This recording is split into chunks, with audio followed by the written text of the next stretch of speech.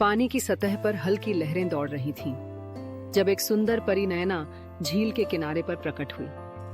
उसके बालों में जलकुंभी के फूल सजे थे और उसकी आंखों में एक अद्वितीय चमक थी। यह स्थान कितना अद्भुत है, पर मुझे इस झील में कुछ ढूंढना है, उसने खुद से कहा। नयना ने पानी के नीचे झांका और देखा कि एक प्राचीन खंडहर के बीच एक चमकता हुआ मोती है। उसकी आंखों में उत्सुकता थी। यही तो मुझे चाहिए था।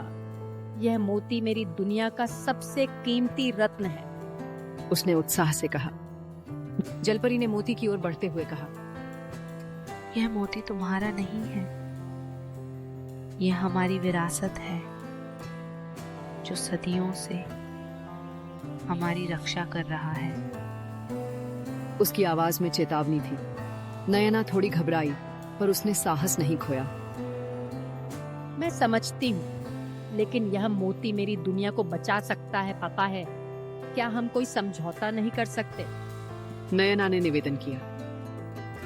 अगर तुम इसे सही इस्तेमाल करोगी तो मैं तुम्हें यह लेने दूंगी, पर वादा करो कि इसे वापस लौटाओगी। जलपरी ने कहा।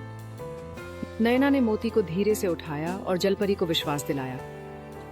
मैं इसे तुम्हारे पास वापस लाऊंगी, यह मेरा वादा है। जलपरी ने सहमति में सिर हिलाया और पानी की सतह पर वापस लौट गई। सूरज डूब रहा था और नयना ने झील की ओर देखा।